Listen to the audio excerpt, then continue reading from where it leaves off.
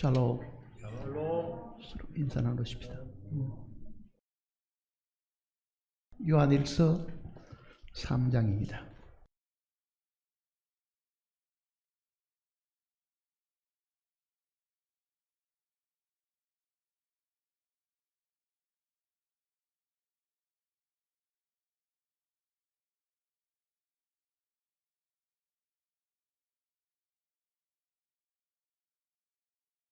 요한일서 3장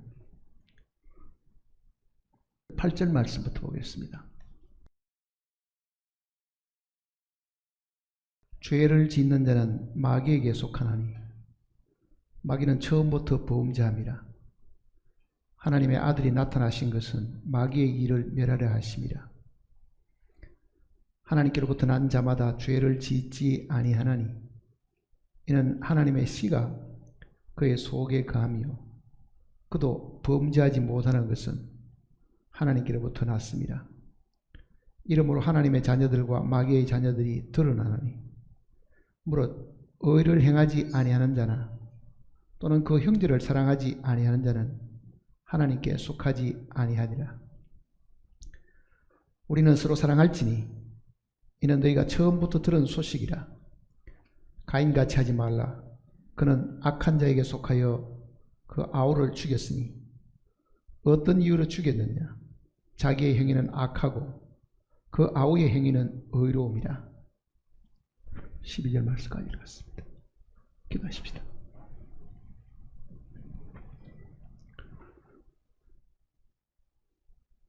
하늘에 계신 우리 아버지 하나님,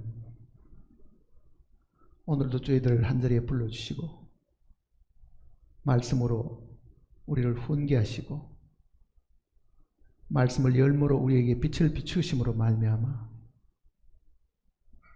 하나님께서 간직하고 계셨던 비밀을 우리에게 열어 보여주심을 감사를 드립니다. 매일매일의 삶 속에 필요한 것은 주님의 말씀임을 저희들이 확실히 알고 있습니다. 참으로 주의 말씀은 우리의 길에 등이 우리 발에 빛인 것을 저희들이 분명히 알고 있습니다.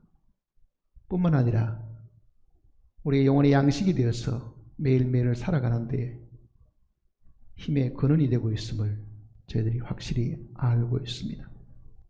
머릿속에 심령들 마음들을 주님께서 아시오니 말씀의 마음속에 들어가서 어려움과 괴로움과 답답한 일을 겪고 있는 우리 모두를 승리하게 하시고 주님 앞에 바로 세우도록 인도해 주시옵소서. 주님의 말씀은 바로 능력이시오니 이 능력이 우리의 모든 어려움들과 극한 시험들을 능히 이기게 하실 줄 믿습니다. 우리에게 필요한 것은 이 말씀을 믿는 믿음이오니 하나님께서 우리를 긍휼히 여기시사 겨자씨 많은 작은 믿음이라도 허락해 주실 것을 부탁드립니다. 이 자리에 함께하지 못한 심령들 어느 곳에서 무엇을 하고 있든지 하나님은 익히 알고 계시오며 혹 그들의 마음들이 교회에서 멀어지고 하나님께서 멀어져서 세상으로 흘러가지 않도록 주님께서 지켜주실 것을 간구드립니다. 주님 만나는 날 우리로 하여금 부끄러움이 없게 하시고 우리로 하여금 주님 앞에 기쁘고 즐거운 마음으로 만날 수 있도록 항상 우리를 지키시고 돌봐주시고 준비시켜 주실 것을 간구드립니다. 우리가 부르는 찬송을 통해서 하나님께서 영광을 받으시옵고 우리도 이 찬송을 통해서 정말 감사함으로 깨어있는 저희들이 되게 도와주시옵소서. 우리 주 예수님의 거룩하신 이름으로 간절히 기도드립니다. 아멘.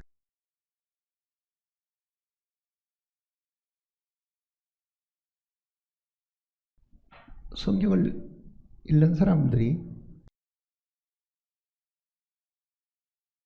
처음에는 누구든지 자기 생각대로 읽게 됩니다. 자기가 아는 지식, 그게 국어 낱말 뜻에 대한 이 수준 차이도 분명히 사실은 있겠죠. 낱말 뜻을 익히 알고 이 성경을 읽는 것하고 남말 뜻을 모르고 성경을 읽는 것하고도 차이가 있는데,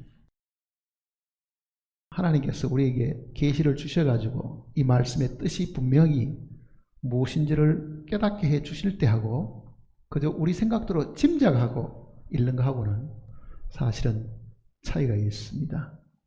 그럼 우리는 항상 겸손한 마음으로 하나님께서 이 말씀을 열어주셔가지고 우리의 마음속에 빛이 비춰주셔가지고 처음 말씀이 기록될 때에 그 뜻이 오늘 우리에게도 똑같이 전달될 수 있도록 강구하는 것은 성경 읽는 사람들이 마땅히 해야 될 일들입니다. 오늘 제가 3장을 읽어보려고 하는 것은요, 자주 사람들이 질문하는 그 내용들입니다. 신앙생활을 오래 한 사람들 중에서도 가끔은 정말 내가 구원을 받았을까 의심을 하는 경우가 사실은 있습니다. 정말 내가 구원을 받았으면 도대체 현재 내 모습이 왜 이런가 하는 그 회의에 빠져가지고 한때는 담대하게 간증도 하고 했던 사람들 중에서도 흔들리기 시작하고 뭔가 의심이 들면은 걷잡을 수 없을 만큼 믿음의 뿌리조차도 다 흔들어 놓아서 굉장히 마음의 이 갈등을 가지고 있는 사람들도 있습니다. 본인뿐만 아니라 우리는 남을 보는 눈들도 어떨 때는 저 사람이 정말 구원을 받았겠는가?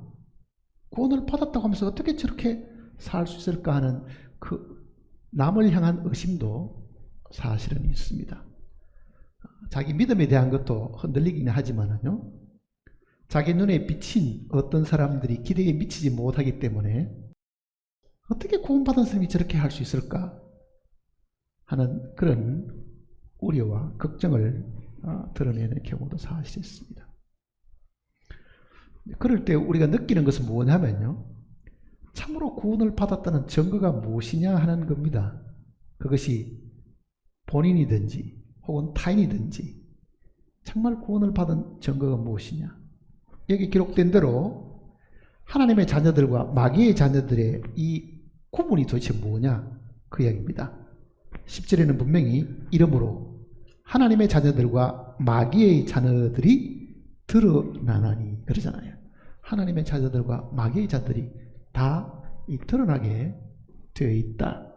그렇게 지금 이야기를 하고 있는 겁니다.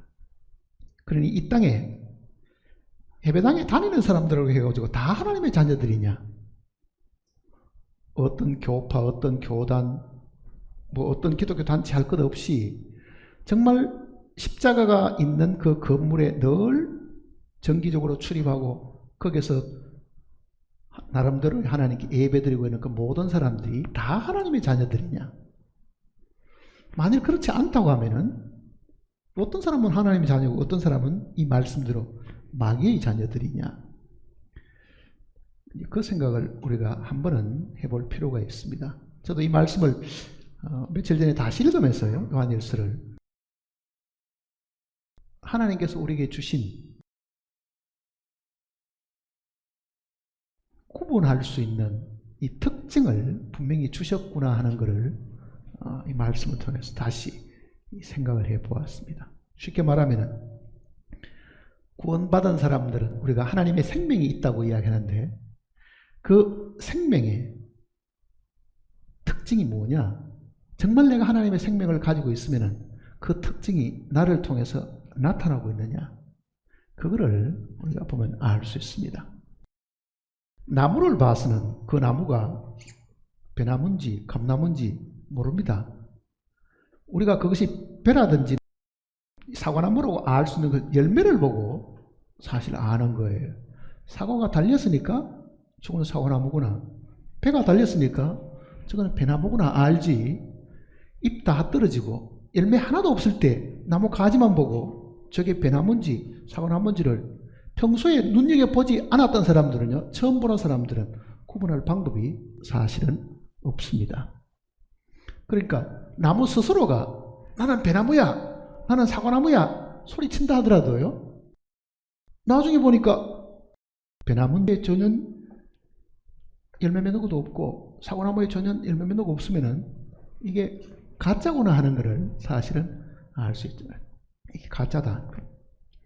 그러니까 우리가 스스로 하나님의 자녀다 아니다 그것보다도 더 중요한 것은요, 정말 하나님의 생명이 내 속에 들어왔으면 그 생명은 살아있고, 살아있는 것은 반드시 활동하게 되고 그 활동이 몸으로 나타나게 되는데, 그걸 성경에는 열매라고 사실은 이야기를 한 겁니다. 그러니까 지금 이 3장 내용은 그 구분을 할 수 있게끔 우리에게 하나님께서 몇 가지 내용들을 보여 주신 것 같습니다.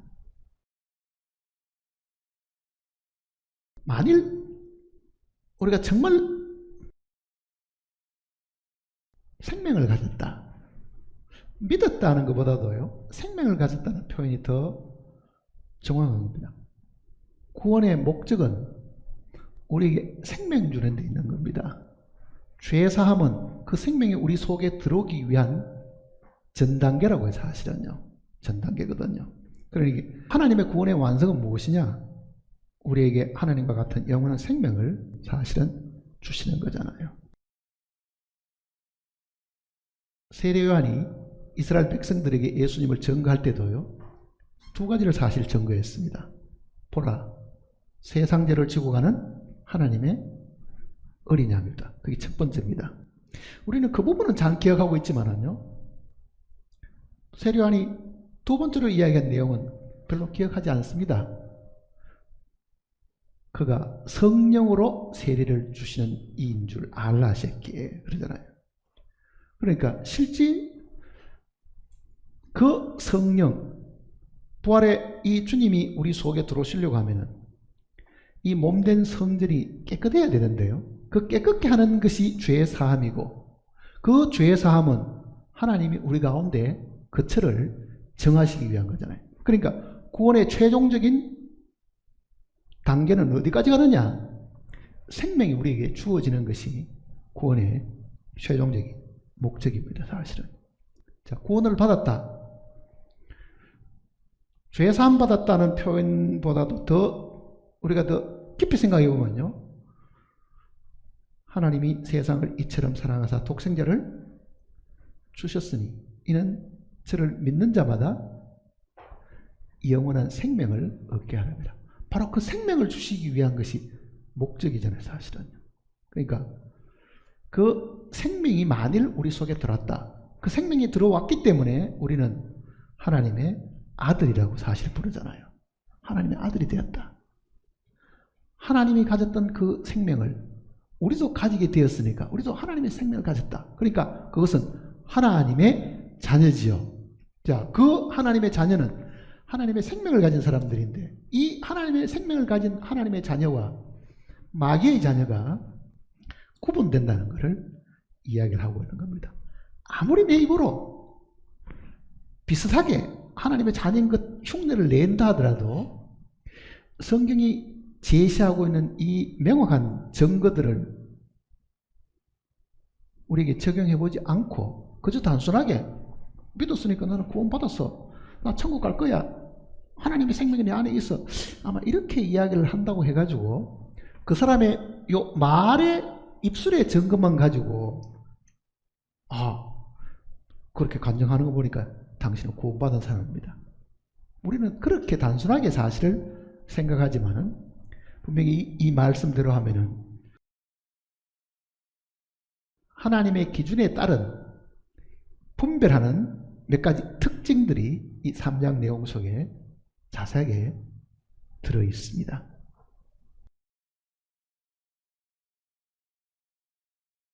9절을 보시면요, 9절, 하나님께로부터 난 자마다 죄를 짓지 아니하나니 이는 하나님의 씨가, 여기 하나님의 씨라는 말은 하나님의 생명을 두고 하는 얘기입니다.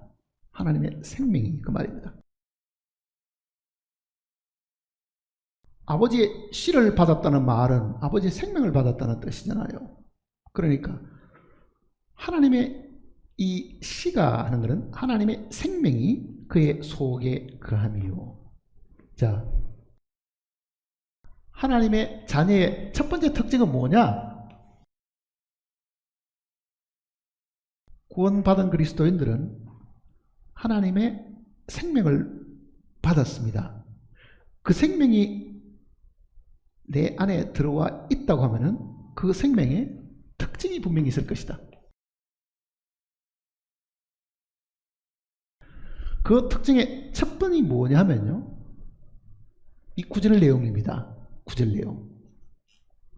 하나님께로부터 난 자마다 죄를 짓지 아니하나니 그러잖아요.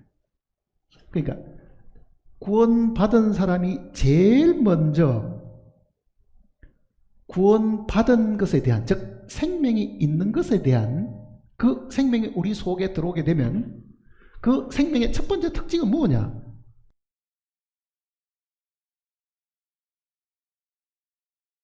죄를 미워하는 겁니다.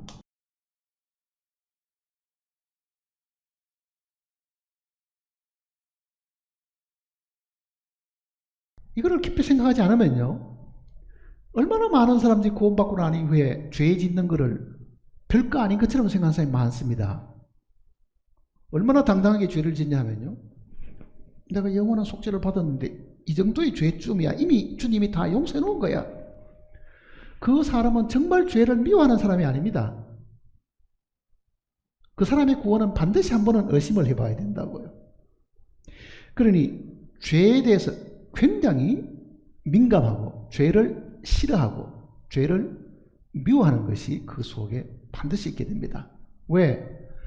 그거는 내 의지로 미워하는 것이 아니라 하나님의 생명 그 자체의 특징이, 그 생명은 절대로 죄와는 함께 할 수 없는 것이죠.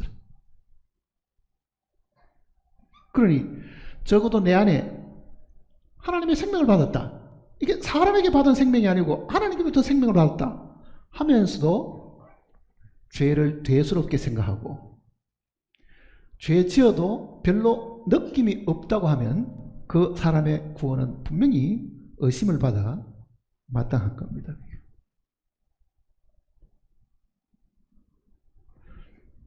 이거는 죄를 처음 구원받을 때에 깊이 죄를 잘 몰라서 그런 경우도 사실 없지 않아 있기는 합니다. 그러나 그런 사람들도요, 죄를 깊이 인식 못하고 그저 죄인이라는 것을 자기가 인정하고 구원받은 사람도요, 어느 날 신앙생활을 하다 보면은 죄에 대해서 굉장히 민감하다는 걸 압니다. 그 전에는 남의 돈 뭐 적당하게 뭐 빌려가지고 안 갚아도 별로 양심에 가책이 없고 그저 거짓말하고도 별로 마음에 가책이 없이 지냈던 사람도요, 구원을 받고는 이 양심이 굉장히 예민해져 가지고 과거에 구원받기 전과 구원받고 난 이후에 굉장히 사람이 소심해질 정도로 죄에 대해서 예민한 뭔가가 내 속에 있다는 것을 사실 아는 거예요. 그러니 하나님의 생명이 우리 속에 들어오게 되면 제일 먼저 반응하는 것이 죄에 대한 반응입니다. 죄에 대한 반응이라고. 그런데 우리가 주변을 가만히 둘러봐도요, 많은 구원받은 사람이 거짓말도 대수롭지 않게 하고 남의 돈 빌려가도 안 갚는 것도 별로 대수롭지 않게 생각하고 그래서 말로 다 떼옵니다. 뭐 그래 내가 갚아마, 뭐 하나님의 자녀가 뭐 남의 돈 떼먹고 살겠어? 그러면서 또 수년 동안 안 갖고 사는 거예요. 이게. 떼먹고 사는 거예요.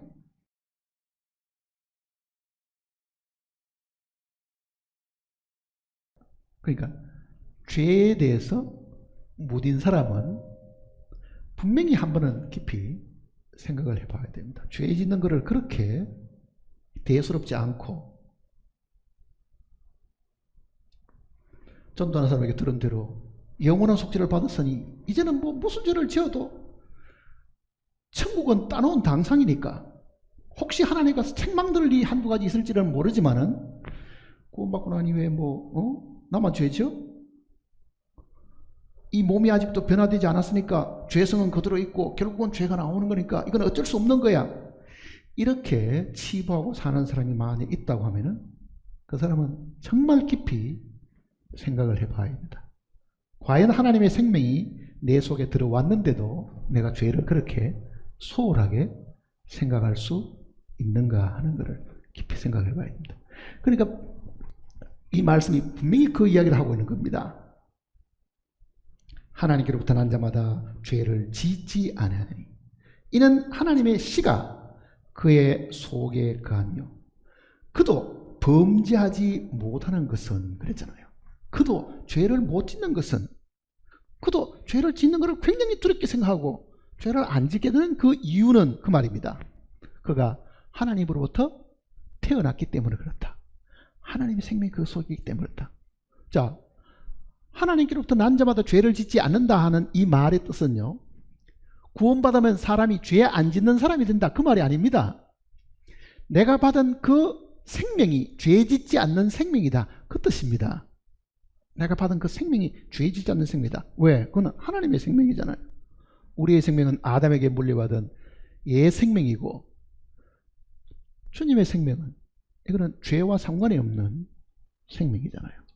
자, 그 생명이 예 생명과 대치대가 내 안에 들어왔다고 하면 내가 과거에 말을, 험한 말들, 남에게 욕하는 말들, 비난의 말들, 그거를 평소에 늘 입에 달고 살았던 사람도요, 어느 날 마음속에 내가 절대로 그렇게 할 수 없다. 정말 내 안에 있는 이 생명이 이거를 막고 있다는 것을 분명히 알게 된다고요. 그러니 그 생명이 우리 속에 역사하는 동안에는요, 정말 우리는 이거를 습관적으로 죄를 지을 수가 사실은 없습니다. 그런데 보세요. 어떤 사람은 말하는 동안에요, 욕이 그 사람 말의 한 3분의 1좀 차지하는 사람도 있습니다. 욕하는 게 습관된 사람이 있다고요. 그게 자식을 향한 것이든지 친한 친구를 향하든지. 그러고도 마음에 아무런 감각이 없습니다. 그런 일은 사실은 있을 수 없거든요. 적어도 내가 내뱉은 이 말이 상대방에게 상처를 주고 뭔가 마음속에 남에게 정말 찌르는 어떤 바늘처럼 자극을 준다고 하면요, 정말 마음속에 이거는 분명히 아니다. 이거는 애 생명에서 나온 것이지 하나님께 나온 생명은 절대로 이렇지 않다. 그거를 본인이 사실 아는 겁니다. 그러니까 생명의 이 특징 중에 첫 번째가 죄에 대한 겁니다. 죄에 대한 것. 정말 죄에 대해서 민감한 거예요. 그러면 죄 짓지 않는 사람이면 뭘 하겠어요? 의를 행하게 되겠지요. 그래서 그 구절들도 있는 겁니다. 10절 보세요. 이러므로 하나님의 자녀들과 마귀의 자녀들이 드러나나니. 자, 하나님의 자녀와 마귀의 자녀의 특징이 뭐냐? 하나는 죄를 짓는 거고 하나는 의를 행하는 거잖아요. 의를 행하는 것. 그러니까 무릇 의를 행하지 아니하는 자나 그 형제를 사랑하지 아니하는 자는 하나님께 속하지 아니하니라. 그러니까 죄 안 짓는 그걸로 머무는 게 아니지요. 죄는 분명히 하나님의 생명이 싫어하니까 그거는 물론 거절할 뿐만 아니라 그 생명의 특징은 뭐냐? 과거에는 죄 짓던 건데 그 생명의 특징은, 지금 받은 생명은 뭐 하는 거라는 이야기예요? 의를 행하는 것이다, 그 얘기잖아요. 그러니까 죄 안 짓는 거를 만족하는 게 아니고 그 생명이 가만히 있지 않고 그 생명이 활동을 하게 되면은 의를 행하게 되는데, 그 얘기잖아요. 의를 행하게 되는데, 한번 생각해 보세요. 죄 안 짓는 것도 중요하지요. 문제는 정말 내 안에 하나님의 생명이 있으면 그 생명이 뭘 하는 것이냐, 그 얘기죠. 분명히 이거는 착한 일을 하는 거죠. 선한 일을 하는 겁니다. 그 생명이 가만히 있지 않고 움직이기 시작하면은 그 생명은 남을 불쌍히 여기고 돕고 베풀고 뭔가 의를 행하는 생명이다, 그 얘기입니다. 의를 행하는 생명이다. 그게 하나님이 우리에게 주신 그 생명의 두 번째 특징입니다. 의를 행하는 생명이다. 그러면 한번 생각해 보세요. 내가 구원받고 지금까지 살아오는 동안에 하나님 보시기에 선한 일, 하나님 보시기에 의로운 일을 내가 얼마나 행하고 살아가는 걸 한번 보라고요. 나는 구원받은 이후에 내 가까이에 있는 어려운 사람들에게 정말 이 생명의 본능대로 내 것을 가지고 베풀기를 했는가? 입은 옷이라도 벗어서 헐벗은 사람을 위해서 뭐를 도움을 주기를 했는가? 정말 내 안에 생명이 있었다고 하면 이 생명이 의를 행하는 생명이라고 하면 내가 행한 의는 도대체 몇 가지냐? 그것도 우리는 분명히 생각해 봐야 됩니다. 그게 성경대로 하면은 사랑의 실천이잖아요. 그게 사랑의 실천. 수입이 들어오는 대로 전부 다 내 자신만을 위해 쓰고 내 가족만을 위해 쓰고 아무도 내가 베푼 적이 없고 아무도 이 재물을 가지고 남의 궁핍함을 도와준 적이 없다? 구원받은 사람이? 정말 그 사람은 구원받은지를 한번 의심해 봐야 됩니다. 절대로 구원받은 사람은 그렇게 안 된다는 이야기예요. 구두쇠다. 인식하고 베풀 줄 모르고 항상 받기만 생각하고 남에게 대접받기만 생각하고 남을 도울 줄도 모르고 대접할 줄도 모르고 만일 그런 그리스도인이 있다고 하면요. 그런 그리스도인이 이 세상에 왜 필요하냐고요.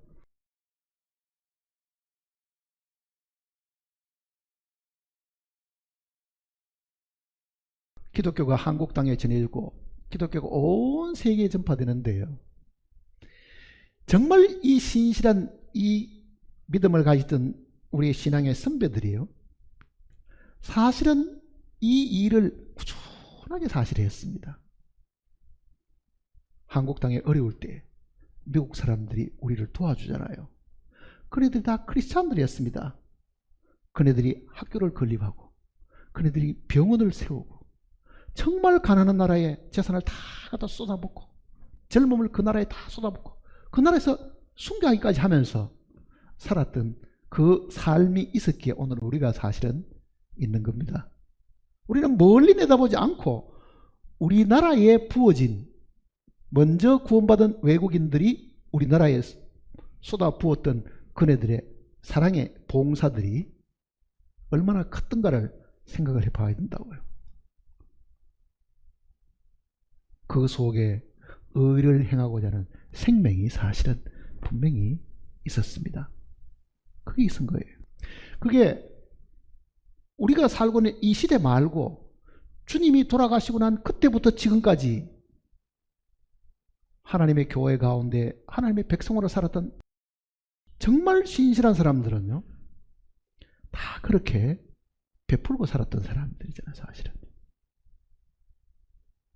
기독교의 역사가 뭐냐? 기독교는 정복하는 게 아닙니다. 어디 쳐들어가서 빼앗는 게 아닙니다. 이슬람 교구도 같은 경우는 뭐 한쪽에는 코란경, 한쪽에는 칼 들고 정복하고 하는 그런 것만 기록이 나와 있지만은요. 실제 정확한 기독교가 전파되는 곳에는 베품이 항상 있었고 의를 행하는 것이 분명히 있습니다. 물론 중세기에 기독교가 타락해가지고 십자군 전쟁을 일으켜 가는 것은 다 마귀에게 속은 것들이지만은 정말 그 마음속에 생명이 있었던 그리스도인들은요. 남을 위해서 자발적으로 가난하게 된 사람들이잖아요. 자발적으로 가난한 사람들. 그런 기록들을 우리는 수없이 읽어보거든요. 그게 여기서 말하는 의를 행하는 자, 의. 자, 이 의를 히브리 말로는 쩌다카라 그럽니다. 쩌다카.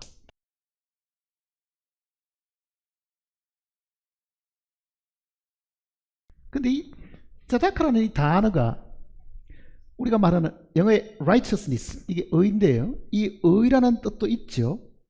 근데 동일한 이 단어가 어떻게 쓰이느냐 하면은 구제라는 단어예요. 사실은요. 구제. 그러니 이 구제라는 단어와 의라는 단어가 똑같이 쩌다카라고 불립니다. 그러니까 지금도 유대인들은요. 그 구제를 하나님 앞에 의라고 생각하는 거죠. 그러니까 유대인들만큼 전 세계적으로요, 도네이션, 기부 많이 하는 백성들이 없습니다. 사실은. 왜? 이거는 하나님의 구약의 계명 속에 들어있는 거잖아요.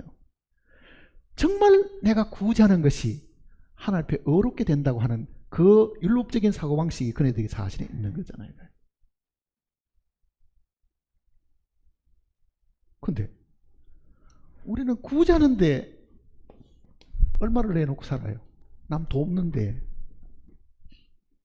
그게 하나님의 교회를 통한 것이든 개인이든 정말 우리는 구원받고 난 이후에 이 의를 행한 것에 대한 하나님 앞에 공적의 심판이 분명히 있음을 기억을 해야 됩니다. 있음을 기억해야 했다고. 그러니까 우리는 처음 모일 때부터 지금까지 규모가 적든 크든 꾸준하게 성도들을 통해 가지고 이 구제하는 일들을 계속 해왔고 지금도 하려고 생각하고 있습니다. 규모가 클 때는 더 많이, 규모가 적어도 꾸준하게 돕고 꾸준하게 하는 것은요,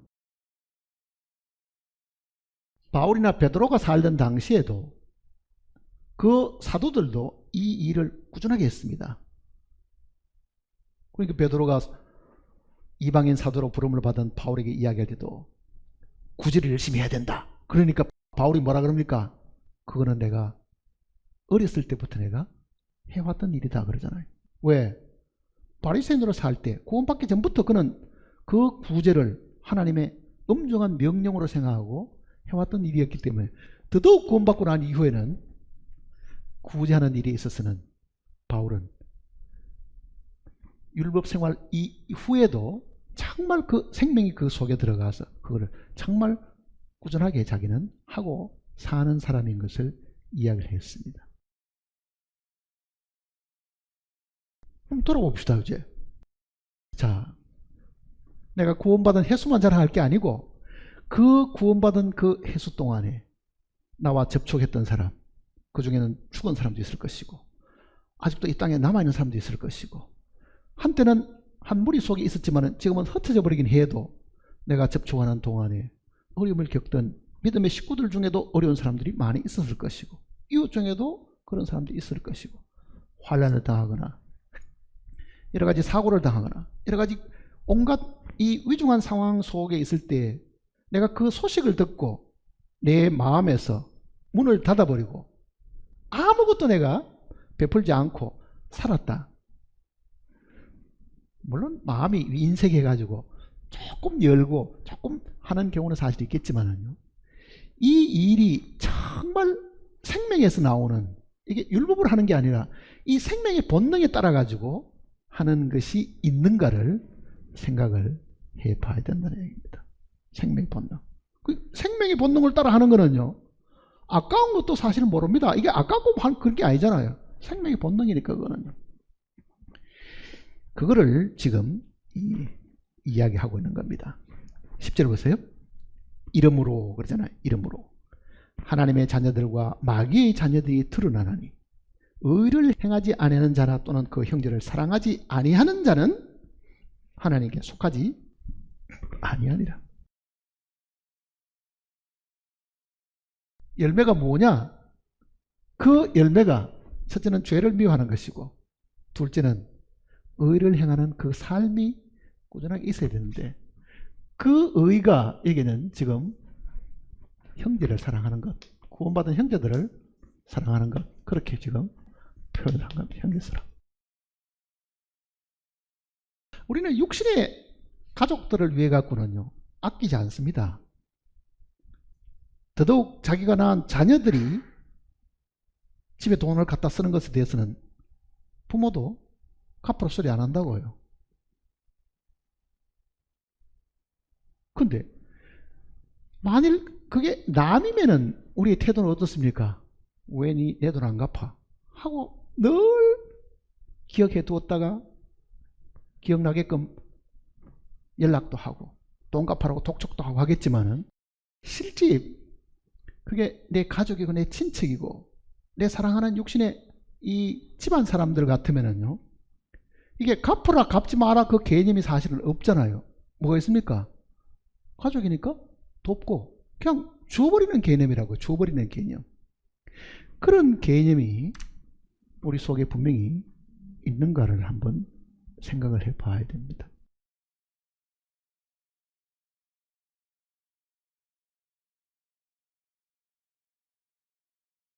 이 사랑에 대한 문제잖아요. 사실은 하나는 죄를 미워하는 거고 하나는 사랑하는 것에 대한 이야기입니다. 지금 이제 그 밑에도 지금 우리가 읽지 않은 부분 속에서도 이제 그 부분이 조금 나오기는 하는데 16절을 보세요. 그가 주님께서 우리를 위하여 목숨을 버리셨으니 우리가 이로써 사랑을 알고 우리도 형제를 위하여 목숨을 버리는 것이 마땅하니라. 누가 이 세상의 재물을 가지고 형제의 궁핍함을 보고도 도와줄 마음을 닫으면 하나님의 사랑이 어찌 그 속에 거하겠느냐.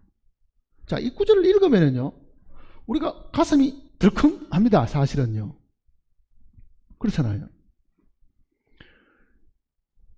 하나님이 직접 나에게 말씀하시는 그 이상으로 우리의 가슴이 뜨끔하다고요. 사실은요.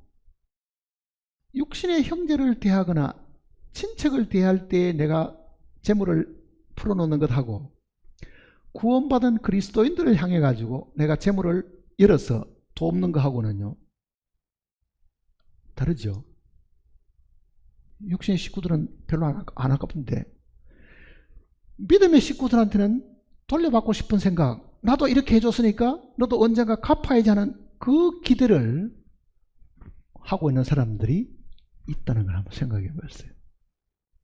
그는 그 마음 속에 정말 이 형제를 사랑하는 마음이 사실 없습니다. 어쩌면 육신의 형제를 사랑하는 것보다도 믿음의 이 형제들을 사랑하는 것이 훨씬 더 강도가 떨어지기 때문에 믿음의 식구들에게는 꼭 돌려받아야 되겠고 육신의 식구들은 아이고 뭐 동생인데 뭐 형님인데 뭐 아이고 줘버리고 안 갚아도 돼. 그 뭐 잊어버리고 사세요. 이렇게 말하는 것도 우리 안에 식구들 사이에 문제가 생기면 재판까지 하는 사람들도 있습니다. 재판까지 하는 사람들도. 이런 부분을 우리가 가만히 한번 생각을 해볼 필요가 있다. 하나님의 생명을 가졌습니다. 그 하나님의 생명을 나도 가지고 저 사람도 가졌습니다. 그러면은 한 집안에 아버지가 계시고 이 아버지께로부터 자녀들이 여럿이 나왔는데 세상 가정을 자세히 보면은 하나님의 가정 속에도 이게 똑같은 원리거든요. 한 아버지 밑에 형제가 이렇게 모였습니다. 아버지가 뭐라고 말씀하시냐면요. 네가 나를 사랑하느냐? 예, 나 아버지 사랑합니다. 그래? 그러면 네 동생 잘 챙기라. 네 동생도 분명히 네가 사랑을 해라. 이렇게 이야기하시는 거죠. 사실은요. 그런데 우리는 반대로 생각합니다. 나는 하나님 아버지는 사랑하겠는데 하나님 아버지의 생명을 받은 옆에 있는 형제는 별로 마음에 안 들고 사랑할 수가 없습니다. 이렇게 우리는 하나님 앞에 저항을 하는 거예요. 사실은요. 저항을. 이런 경우도 있고 반대인 경우도 있습니다. 반대인 경우는 뭐냐면요. 하나님 아버지는 어디 간 데 없고 형제간끼리 요거하고 요거하고는 굉장히 친하고 요거하고 요것도 친하고 요거는 외톨이고 둘이 하는 말은 니하고 내하고는 주님 앞에까지 같이 갈 구원받은 형제야. 그런데 이 친구는 안 되겠고 이 막내도 안 되겠고 이렇게 구분하는 경우가 사실 있죠. 자, 저도 6남매인데요. 6남매 저는 넷째인데 부모님이 살아 계실 때하고 지금 떠나고 난 이후에 그 육남매가 만날 일이 거의 없어요. 물론 뭐 지방에 흩어져 살고 뭐 하는 일들이 다르고 뭐 그런 경우도 있죠. 그런데 부모가 살아 계실 때는 그래도 그 부모 때문에 부모가 편찮으시다 그러면은 어디에 살든지 다 모이잖아요. 그러니까 부모를 중심으로 이 자녀들이 그래도 1년에 한두 차례는 이런 이유 저런 이유 때문에 한 가정의 식구로 모였는데 부모가 돌아가시고 난 이후에는요, 형제들끼리 만날 일이 구심점이 별로 없어요. 사실은요. 구심점이.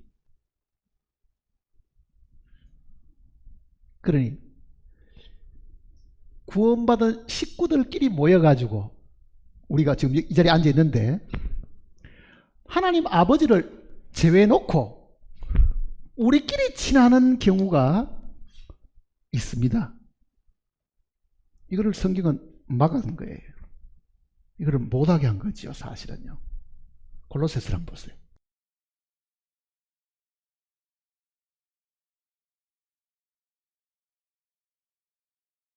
골로새서 2장입니다.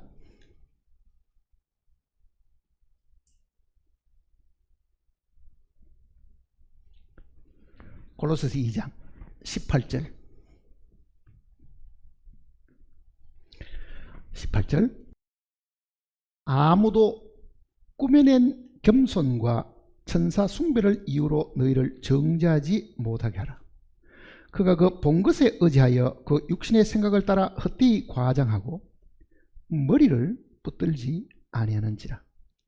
온 몸이 머리로 말미암아 마디와 힘줄로 공급을 받고 연합하여 하나님이 자라게 하심으로 자랍니다. 자, 구원받은 무리들 속에 머리를 제외해버리고, 즉 우리의 머리이신 이 주님을 제외해버리고 구원받은 사람들끼리 친하면 이게 교제냐? 이게 안 된다는 이야기입니다. 성경에는요. 한 아버지를 중심으로 하는 교제여야 되지, 머리가 제외되어 버리고 사람끼리 서로 좋아가지고 만나는 이 교제는 성경도 분명히 금해두었습니다. 그 말은 무슨 말이겠어요?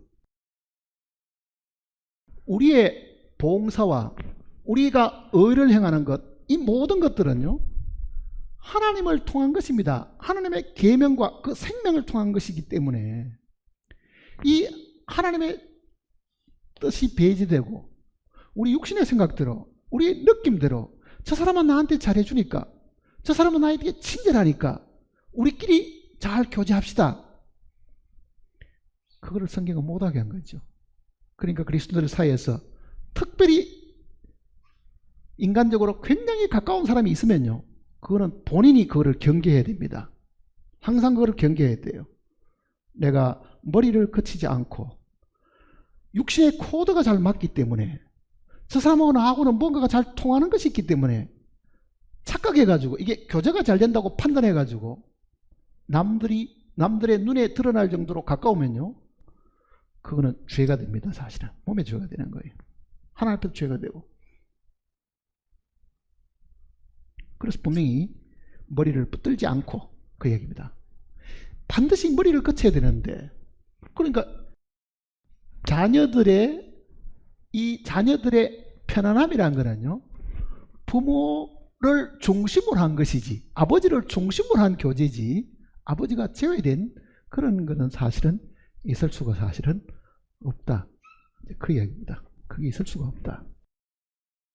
자, 하나님의 생명이 내 안에 있다는 것은 하나님이 내 안에 계시는 것인데, 그 생명이 어떻게 나에게 말씀하시고 어떻게 나에게 가르치시고 나를 인도하시는지를 잘 봐야 됩니다. 그게 눈에 보이는 형제에 대해서 우리가 뭔가 배려하고 베풀고 사랑할 수 있도록 하나님께서 주신 것이다 하는 겁니다. 그러니까 보는 바 그 형제를 사랑하지 못하면 보이지 않는 하나님도 사랑할 수가 없습니다. 근데 그 일들이 지금 내 구원받은 이 생명에서 끊임없이 나오는가? 새로운 사람, 잘 모르는 사람을 만나도 그가 구원을 받다는 그 한 가지 사실 때문에 그 사람의 행하에서 마음이 열리고 그 사람이 정말 어떤 어려움과 어떤 환경 속에 처했는지를 궁금하게 생각하고 돌아보고 지켜주고 하는 그런 일들이 분명히 있어야 된다는 것을 이야기를 하고 있는 거잖아요. 자, 이 생명이 이 사랑과 사실은 관계가 있는데 한번 생각해 보세요. 하나님의 생명이 내 안에 들어왔다. 하나님의 생명은 바로 성령이시니까요.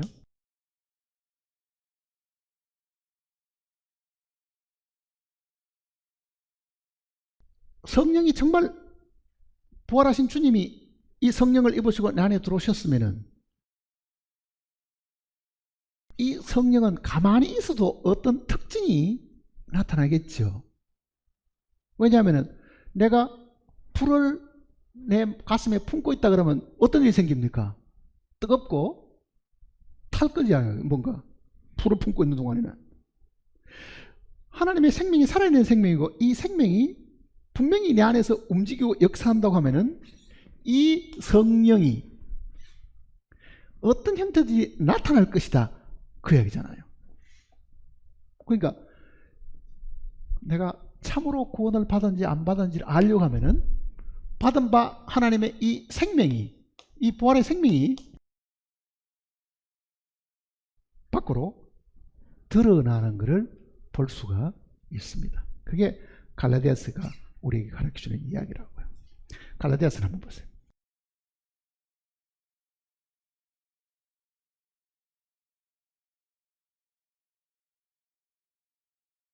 갈라디아 5장을 보시면요.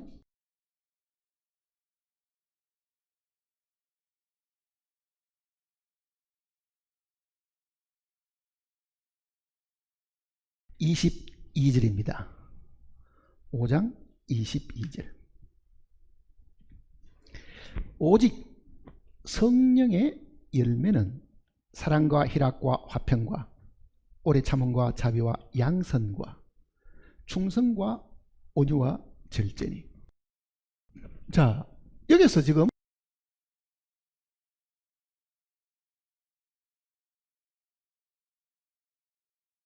9가지를 지금 말씀을 하셨습니다. 성령을 받았습니다.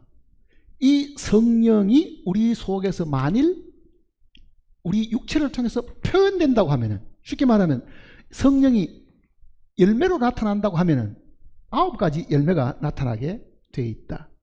그 얘기잖아요. 말을 바꾸면은 참으로 하나님의 성령, 하나님의 생명이 내 속에 들어왔다고 하면은 그 생명이 9가지로 드러나기 때문에 그 열매들이 내가 사는 삶 속에 나타나는가를 보면 내 속에 하나님의 생명이 있는지 성령이 내 속에 내주하고 있는지를 알 수 있다는 말과도 같은 이야기잖아요. 같은 얘기거든.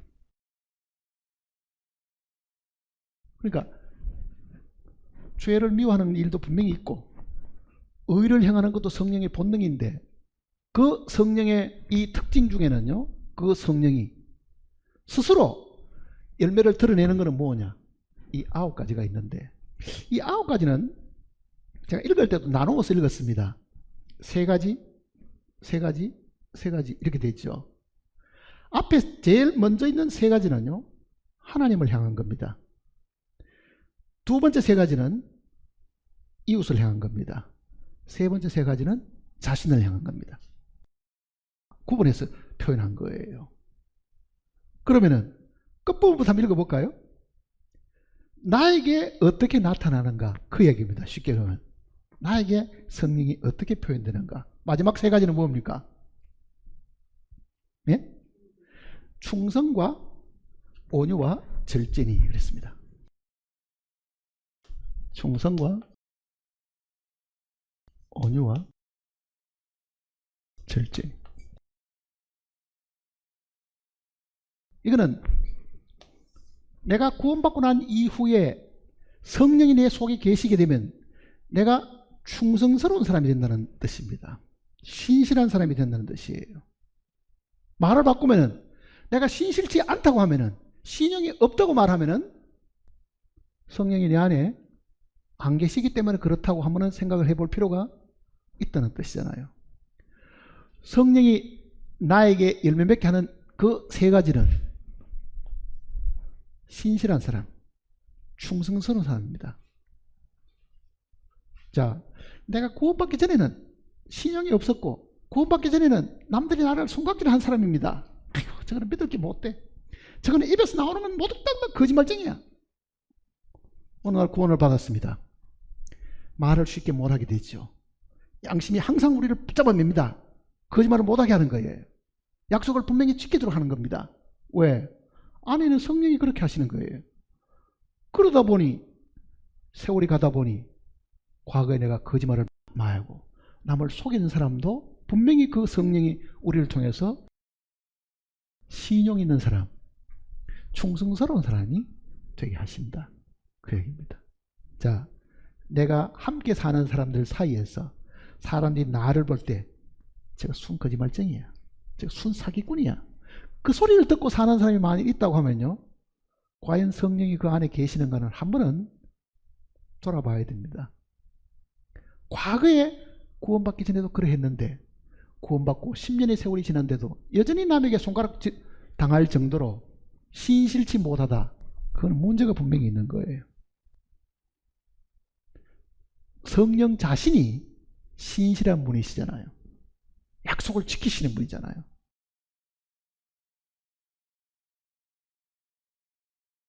온유한 것, 항상 절제하고 사는 것, 이게 나라는 한 존재를 통해서 나타나는 성령의 열매들입니다. 사람을 통해서 나타나는 것은 오래 참음과 자비와 양선입니다. 오래 참음과 자비와 양선. 오래 참음.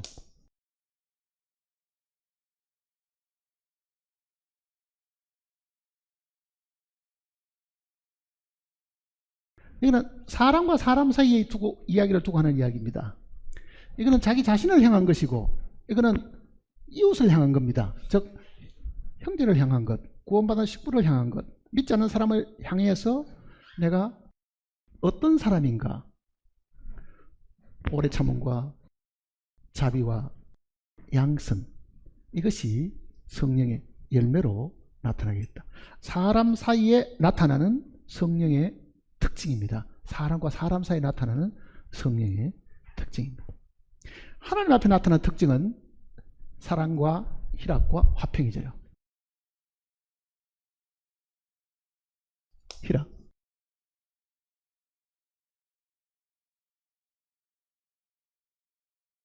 자, 성령의 열매는 이 모두를요, 이 열매를 열매들 이렇게 하지 않았습니다. 열매들. 영어 성경도 그러고 원어 성경도 보면은요, 오직 성령의 열매는 이렇게 말했다고요. 성령의 열매는.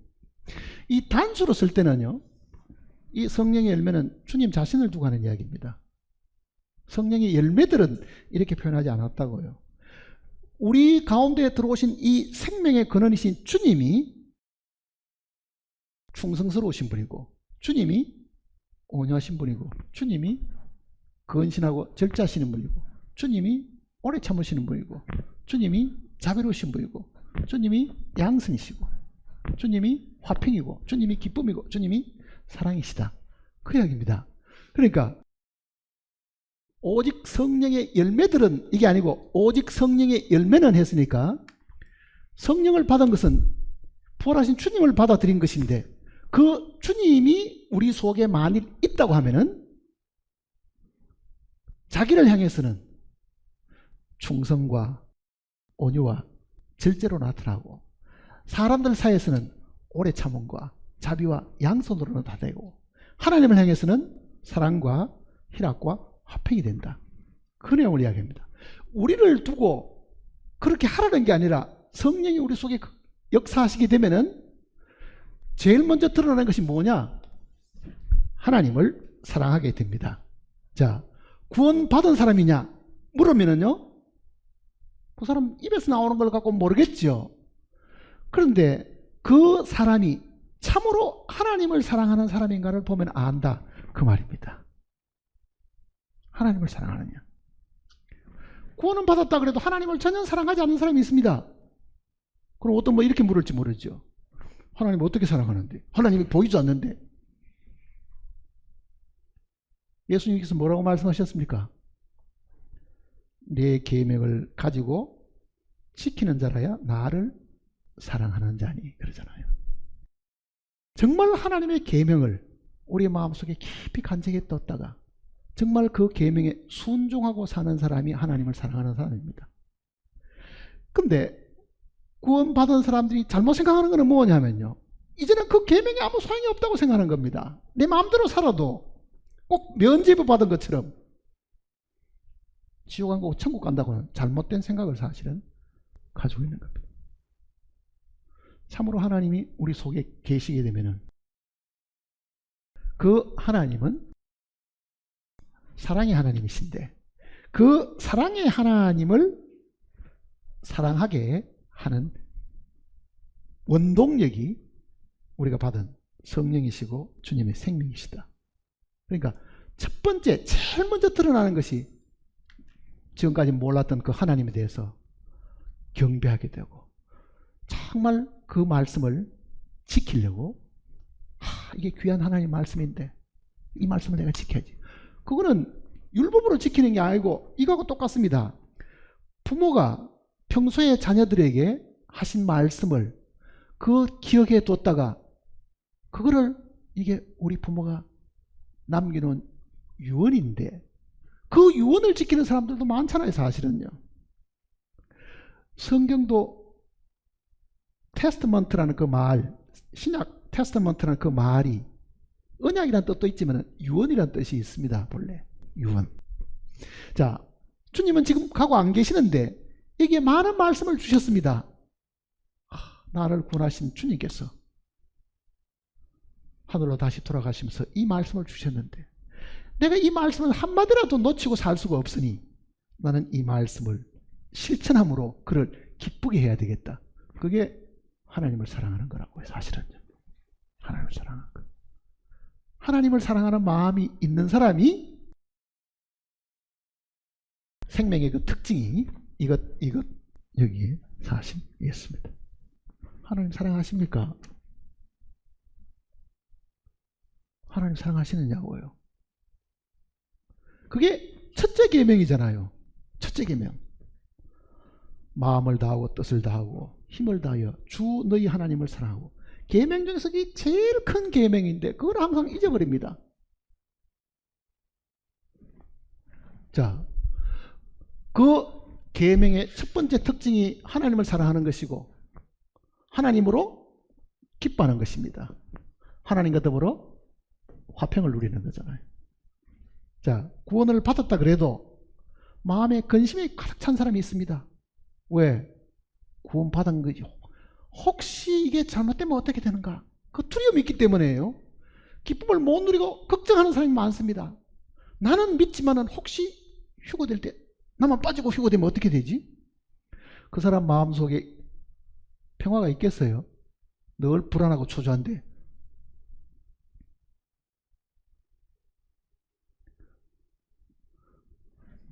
그러니 하나님으로 기뻐하는 것이 있어야 되고 그 하나님과 더불어 막힌 것이 없이 화목을 이루는, 화평을 이루는 것이 먼저 있게 된다. 그게 이 생명의 특징입니다. 사실은요. 그 생명의 특징. 주님이 계시기 때문에 그 주님이 나의 화목제가 되셔가지고 나로 하여금 그 앞에 당당히 서게 하시고 나로 하여금 슬픔을 다 물러가게 하시고 나에게 기쁨으로 옷을 입히셨다.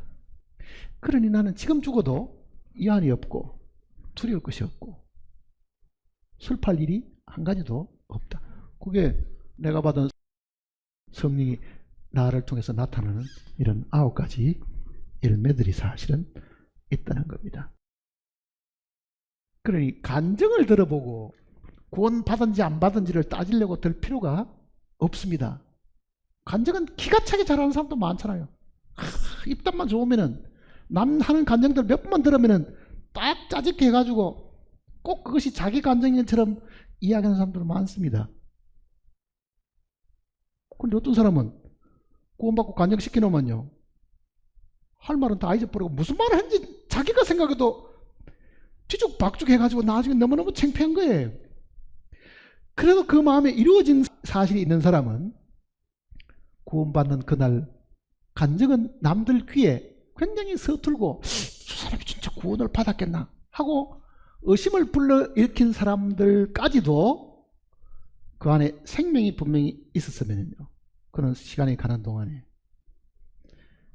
그 생명의 역사를, 그리고 그 생명의 열매를 사실은 가지고 있습니다. 그러니까 입으로 나오는 간증보다는 더 중요한 것은 행동으로 표현되는 그 열매를 우리가 눈여겨볼 필요가 사실은 있다는 것을 우리에게 가르쳐 주는 겁니다. 다시 요한 1서를 보시면요,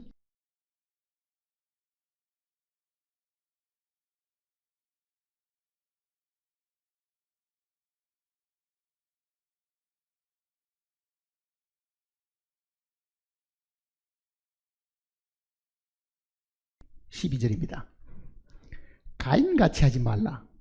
그는 악한 자에게 속하여 그 아우를 죽였으니 어떤 이유로 죽였느냐? 자기의 행위는 악하고 그 아우의 행위는 의로움이라. 사도 요한이 이 편지를 쓸 때는 이방인이 쓴 것이 아닙니다. 구원받은 사람이 편지 쓴 거예요, 사실은요. 근데 가인같이 하지 마라. 구원받은 사람을 향해 가지고도요, 가인같이 미워하고 질투하고 시기해가지고 원수진 사람이 수없이 많다는 것을 지금 이야기하는 거예요. 한번 생각해 보세요. 내가 지금 구원받고 몇십 년 세월이 지나왔는데 이 땅에서 도저히 만나보고 싶지 않는 구원받은 그리스도인이 있습니까?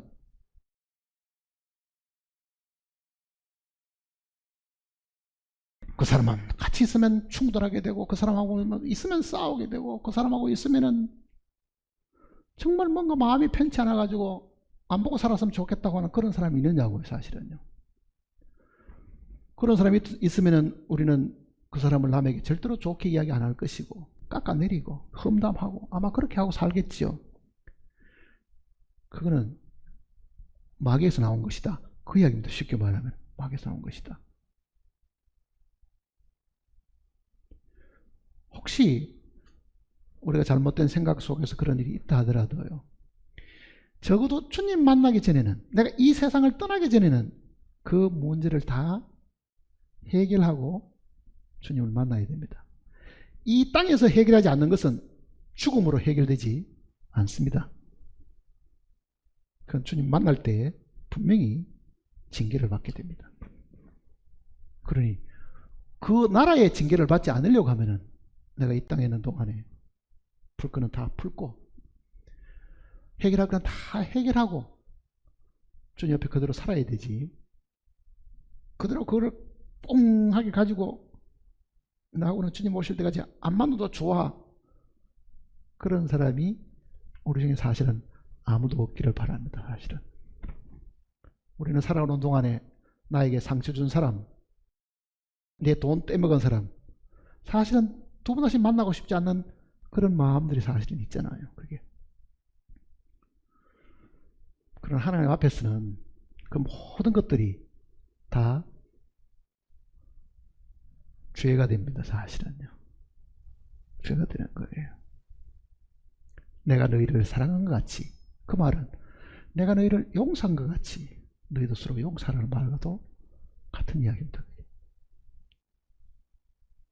천국에도 내 돈 못 받은 사람 만나면 그 돈 돌려받아가 그 돈 가지고 무슨 내가 치부할 일이 있습니까? 그 나라는 그런 것도 소용이 없어요.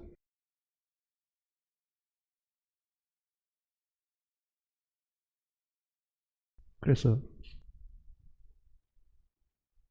우리가 매일매일 살아가는 동안에 주여 참으로 주님이 내 안에 살아계시고 성령이 내 안에 내주하셔서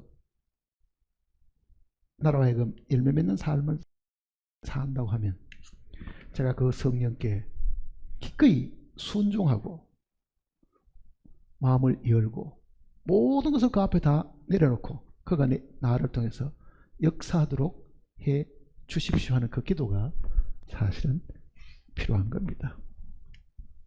그러니까 구원받은 사람의 그 생명의 특징은 지금 그 뒤에도 몇 가지가 더 있습니다. 4장 내용 속에도 들어 나오는 부분이 있습니다. 4장 10절을 보시면요. 사랑은 여기 있으니 우리가 하나님을 사랑한 것이 아니요 하나님이 우리를 사랑하사 우리 죄를 속하게 하여 화목 제물로 그 아들을 보내셨습니다. 우리가 하나님을 사랑한 것이 아니다. 그러니 우리는 하나님께로부터 사랑을 받아서 그 받은 바 그 사랑으로 하나님을 사랑하는 거죠. 사실은요. 그 받은 바 사랑으로 형제도 사랑하게 됩니다. 너희가 진리를 순종함으로 너희 영혼을 깨끗하게 하여 형제를 사랑하기에 이르렀으니 피차 뜨겁게 사랑하라. 이르렀다는 것은 어떤 단계에서 어떤 단계로 도달했다는 뜻이잖아요. 그전에는 사랑할 수 없는 사람이었는데 하나님의 사랑이 우리 속에 부음받으니까 그 사랑을 가지고 이제는 용서할 수 있는 사람이 되고 그 사랑을 가지고 베풀 수 있는 사람이 되고 그 사랑을 가지고 의를 행할 수 있는 사람이 되었으니까 그렇게 하라. 사랑할 수 있는 단계가 이르지도 않았는데 사랑할 수 있는 이 원동력이 즉 생명의 본성이 우리 속에 들어오지도 않는데 사랑하라 그러면요 그건 하나님도 잘못하신 거예요.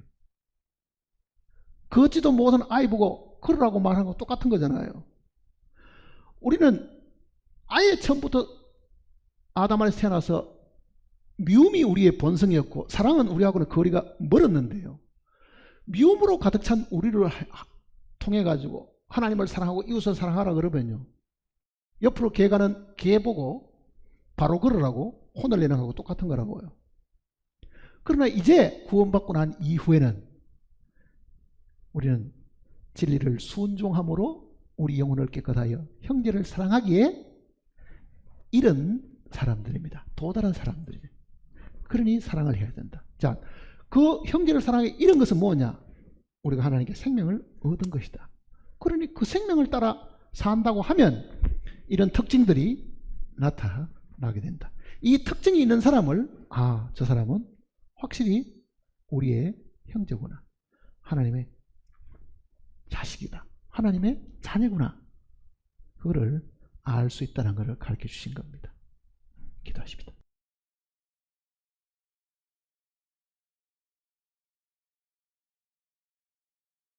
아버지 하나님, 이 땅에 살아가는 동안에 우리가 무엇을 하고 어떻게 살아야 될지를 주님께서 가르쳐 주셨습니다.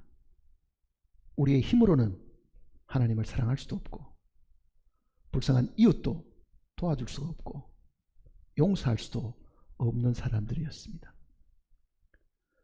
하나님께서 우리를 사랑하시는 그 큰 사랑으로 인해서 우리도 사랑할 수 있는 사람이 되게 하셨으니 이제는 주님께 순종함으로 베풀고 용서하고 나누어주는 저희들이 되게 주님 우리를 도와주시옵소서. 인생의 마음을 다 내어다 버리고 오직 주님이 주시는 분인 것처럼 우리도 주는 자가 되게 주님 우리의 마음을 활짝 열어주시옵소서. 주님이 우리를 용서하신 것 같이 우리도 우리에게 잘못 행하는 많은 사람들에게 용서를 베푸는 저희들이 되게 도와주시옵소서. 이 세상을 살아가는 동안에 우리의 삶의 모델은 하나님이시오니 하나님이 행하시는 대로 우리도 행할 수 있도록 주님 우리를 이끄시고 인도해 주시옵소서. 하나님을 기쁘시게 할 만한 것이 우리 육신 속에는 없으나 우리가 받은 그 생명이 하나님의 일을 하게 하시고 하나님의 계명을 이루게 하셨으니 우리 모두가 힘을 내어서 순종하고 실천하는 저희들이 되게 도와주시옵소서. 우리를 죄악 가운데서 구원하시고 우리의 연약함을 항상 주님께서 아심으로 우리를 인도하시는 주 예수님의 거룩하신 이름으로 간절히 기도드립니다. 아멘.